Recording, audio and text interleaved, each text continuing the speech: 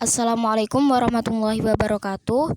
Kami dari kelompok 7 akan mempresentasikan makalah kami yang berjudul Puasa, Zakat Fitrah dan Zakat Mal.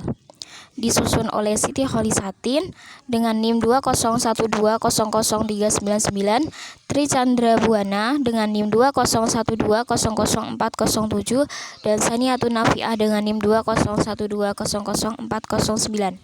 Langsung saja, pengertian puasa. Secara etimologis, puasa berarti menahan. Allah Subhanahu wa Ta'ala menceritakan apa yang harus dikatakan Maryam, yaitu, "Sesungguhnya aku telah bernadar berpuasa untuk Tuhan yang Maha Pengasih, maka aku tidak akan berbicara dengan siapapun pada hari itu." Quran Surat Maryam ayat 26. Menurut terminologis atau istilah terdapat dalam subuh as-salam, para ulama fikih mengartikan puasa sebagai berikut.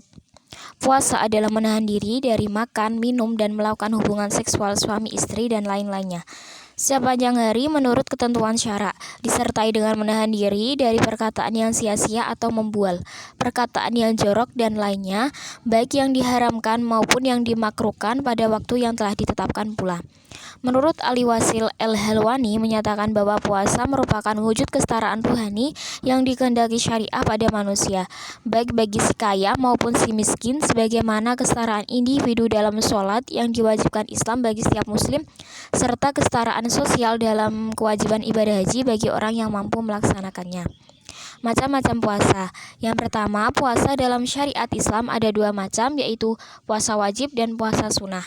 Puasa wajib ada 3 macam, yaitu puasa yang terikat dengan waktu atau puasa Ramadan selama sebulan, puasa yang wajib karena ada ilat seperti puasa sebagai kafarat, dan puasa seseorang yang mewajibkan pada dirinya sendiri, yaitu puasa nazar. Yang kedua, menurut para ahli fikih, puasa yang ditetapkan syariat ada 4 macam, yaitu puasa fardu, puasa sunat, dan puasa makruh, dan puasa yang diharamkan. Keutamaan-keutamaan dalam puasa: yang pertama, menghapus dosa; yang kedua, ibadah istimewa; yang ketiga, hikmah utama.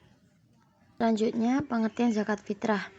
Zakat secara bahasa ialah berkah, tumbuh berkembang, suci, bersih, baik, dan terpuji. Sedangkan fitrah sendiri ialah kejadian asli, perangai, dan membuka puasa. Sedangkan secara etimologis terdapat banyak pendapat ulama. Di antaranya menurut Yusuf Qaradawi, zakat fitrah adalah zakat yang disebabkan diwajibkannya berbuka pada bulan Ramadan. Sedangkan menurut Ahmad Syarbashi, zakat fitrah adalah zakat dikeluarkan oleh orang Islam di akhir bulan Ramadan. Ibnu Qutaibah memberi penjelasan juga mengenai zakat fitrah, yaitu zakat jiwa yang diambil dari lafadz fitrah yang berasal dari kejadian. Selanjutnya, zakat fitrah juga dapat disebut zakat puasa atau zakat yang sebab diwajibkannya adalah futur atau berbuka puasa pada bulan Ramadan, dan juga bisa disebut zakat badan karena berfungsi untuk menyucikan diri. Selanjutnya, dasar zakat fitrah. Dalam Al-Quran dan Al-Hadis, firman Allah dalam surat Al-A'la ayat 14-15. Sesungguhnya beruntunglah orang yang membersihkan diri dengan beriman dan dia ingat nama Tuhan lalu ia sembahyang. Ayat ini menunjukkan riwayat Ibnu Khuzaimah diturunkan berkenaan dengan zakat fitrah, takbir hari raya, puasa, dan salat id. Diambil dari pengertian ayat ini bahwa zakat fitrah adalah salah satu perintah agama dan pekerjaan yang menguntungkan dan mendapat kemenangan. Begitu juga menurut Sa'id Ibnu Musayyab, Umar bin Khattab, Umar bin Abdul Aziz mengatakan zakat yang dimaksud ayat ini adalah zakat fitrah. Selanjutnya yaitu pengertian zakat mal. Zakat mal secara etimologis berasal dari kata yang berarti tumbuh, kesuburan, dan pensucian. Kata zakat digunakan untuk memberi harta tertentu karena di dalamnya terdapat satu harapan mendapat berkah, mensucikan diri, dan menumbuhkan harta tersebut untuk kebaikan. Adapun menurut terminologi, zakat diartikan sebagai pemberian sesuatu yang wajib diberikan dari sekumpulan harta tertentu menurut sifat-sifat dan ukuran tertentu pada golongan tertentu yang berhak menerimanya. Kata mal jamak dari kata amwal, dapat diartikan sebagai segala sesuatu yang diinginkan sekali oleh manusia untuk memiliki dan menyimpannya.